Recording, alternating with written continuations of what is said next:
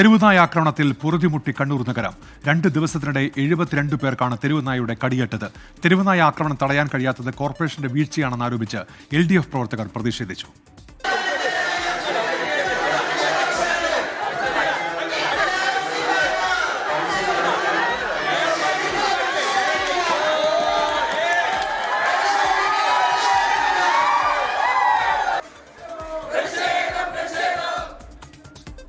അരുൺ പൂപ്പറമ്പയുടെ വിവരങ്ങളുമായി ഇപ്പോൾ കണ്ണൂരിൽ നിന്ന്. അരുൺ, ഇന്നലെയും ഇന്നുമായിട്ടാണല്ലോ ഇത്ര അധികം ആളുകൾക്ക് കടിയേറ്റത്. എന്തൊക്കെയാണ് വിവരങ്ങൾ അരുൺ?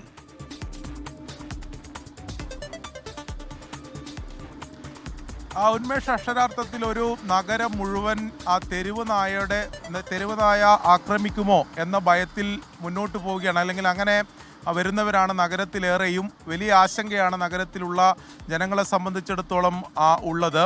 ഇന്നലെയും ഇന്നുമായി 72 പേരെയാണ് നഗരത്തിൻ്റെ വിവിധയിടങ്ങളിൽ നിന്ന് തെരുവുനായ ആക്രമിച്ചത്. ഏറ്റവും തിരക്കേറിയിട്ടുള്ള പുതിയ ബസ് സ്റ്റാൻഡ്, പ്രഭാത് ജംഗ്ഷൻ, അതോടൊപ്പം റെയിൽവേ സ്റ്റേഷൻ ഉൾപ്പെടെയുള്ള സ്ഥലങ്ങളിലാണ് തെരുവുനായയുടെ ആക്രമണം ഉണ്ടായത്.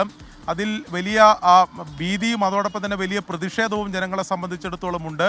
നഗരത്തിൽ വരുന്നവർ വലിയ ആശങ്കയോടെയാണ് വരുന്നത്.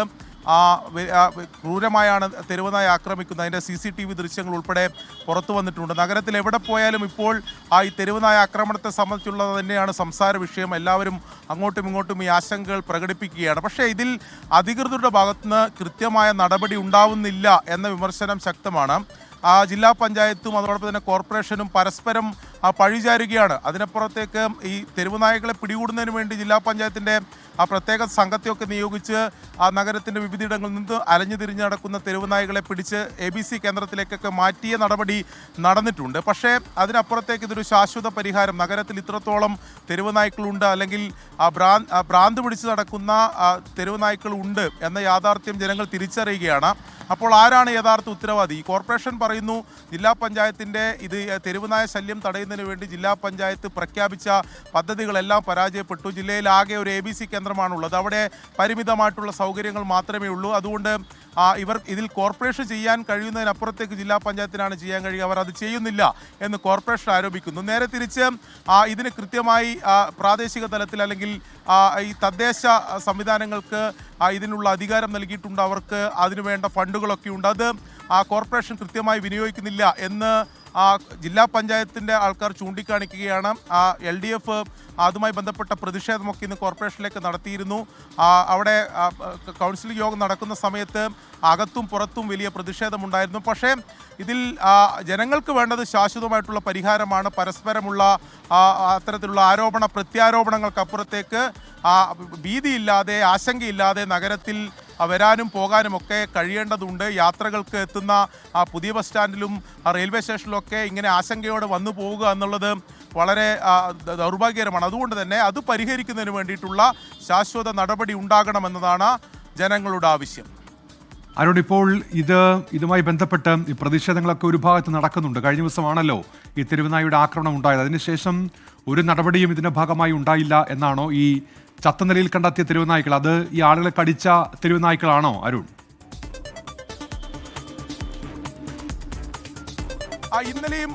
ഇന്നലെയും ആ രീതിയിൽ ഒരു തെരുവുനായയെ ചത്ത നിലയിൽ കണ്ടെത്തി എന്ന് കോർപ്പറേഷൻ പറഞ്ഞിരുന്നു. അത് ഈ ആൾക്കാരെ ഇന്നലെ ആക്രമിച്ച തെരുവുനായയാണ് എന്ന് കോർപ്പറേഷൻ പറഞ്ഞു. പക്ഷേ ഇനി അങ്ങനെ ആക്രമണം ഉണ്ടാവില്ല, അത് അത്തരത്തിൽ ഭ്രാന്ത് പിടിച്ച് നടന്ന ഒരു തെരുവുനായയാണ്, അത് ഇന്നലെ ചത്തു എന്ന് കോർപ്പറേഷൻ പറഞ്ഞു. പക്ഷേ ഇന്ന് അതിരാവിലെ 5 മണി മുതൽ തെരുവുനായയുടെ ആക്രമണങ്ങൾ ഉണ്ടായി. ജില്ലാ ആശുപത്രിയിലേക്ക് ചികിത്സ തേടിയെത്തുന്നവരുടെ കാഴ്ചകൾ നമ്മൾ കണ്ടതാണ്. അതിനുശേഷം ഈ പുതിയ ബസ് സ്റ്റാൻഡ് പരിസരത്താണ് 3 തെരുവുനായ്ക്കളെ ചത്ത നിലയിൽ കണ്ടെത്തിയത്. അതിലൊന്ന് ഈ ആൾക്കാരെ ഇത്തരത്തിൽ ആക്രമിച്ച തെരുവുനായാണ് എന്ന് കോർപ്പറേഷൻ്റെ അധികൃതർ പറയുന്നുണ്ട്. പക്ഷെ എത്രത്തോളം അത് ജനങ്ങളെ സംബന്ധിച്ചിടത്തോളം അത് ബോധ്യപ്പെടും എന്ന കാര്യം സംശയമുണ്ട്. കാരണം ഇന്നലെ പറഞ്ഞ് ഇന്ന് രാവിലെ ആകുമ്പോഴത്തേക്കും വീണ്ടും തെരുവുനായുടെ ആക്രമണങ്ങൾ ഉണ്ടായിട്ടുണ്ട്. എന്തായാലും ഇപ്പോൾ പറയുന്നത് അക്രമകാരിയായിട്ടുള്ള തെരുവുനായ ചത്ത നിലയിൽ കണ്ടെത്തിയിട്ടുണ്ട് എന്ന് കോർപ്പറേഷൻ അധികൃതർ പറയുന്നുണ്ട്. അത് ജനങ്ങളിപ്പോൾ താൽക്കാലികമായി വിശ്വസിക്കുകയാണ്. ഇപ്പോൾ ഉച്ചയ്ക്ക് ശേഷമൊന്നും മറ്റ് അത്തരത്തിലുള്ള ആക്രമണങ്ങളോ അല്ലെങ്കിൽ ആർക്കും കടിയേറ്റ വിവരങ്ങളൊന്നും എന്തായാലും പുറത്തു വന്നിട്ടില്ല.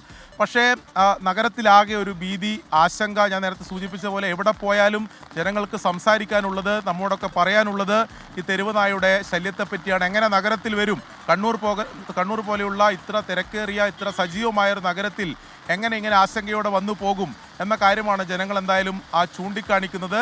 അതിൽ ആരായാലും ജില്ലാ പഞ്ചായത്തായാലും കോർപ്പറേഷനായാലും അവർ ഇടപെട്ട് ഇതിലൊരു നടപടി സ്വീകരിക്കണം. തെരുവ് നായ്ക്കളുടെ ശല്യം അല്ലെങ്കിൽ ഇത്തരം ആക്രമണങ്ങൾ ഒഴിവാക്കുന്നതിന് വേണ്ടി എന്താണോ സ്വീകരിക്കാൻ കഴിയുന്ന നിലപാട് അല്ലെങ്കിൽ നടപടി അത് സ്വീകരിക്കണം.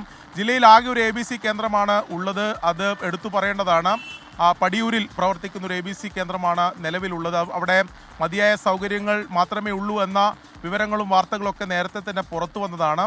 അത് ജില്ലാ പഞ്ചായത്തിൻ്റെ ഭാഗത്തുണ്ടായ വീഴ്ചയാണ് എന്ന കാര്യമാണ് കോർപ്പറേഷൻ ചൂണ്ടിക്കാണിക്കുന്നത്. പക്ഷേ തദ്ദേശ സ്ഥാപനങ്ങൾക്കും തദ്ദേശ ഭരണ സംവിധാനങ്ങൾക്കും ഇതിൽ ചിലത് ചെയ്യാനുണ്ട് എന്ന് ജനങ്ങൾ അതും പറയുന്നുണ്ട്. അപ്പോൾ എന്തായാലും ജില്ലാ പഞ്ചായത്തും കോർപ്പറേഷനും എല്ലാം അവർ കൂടിയാലോചിച്ചുകൊണ്ട് തന്നെ ഈ വിഷയത്തിൽ ഒരു ശാശ്വത പരിഹാരം ഉണ്ടാക്കണമെന്നാണ് ജനങ്ങൾ ആവശ്യപ്പെടുന്നത്. ശരി, അരുൺ പൂപ്പറമ്പയാണ് വിവരങ്ങൾ നൽകിയത്. കണ്ണൂരിൽ നിന്ന് ഇന്നലെയാണ് തിരുവനായുടെ ആക്രമണം ഉണ്ടായത്.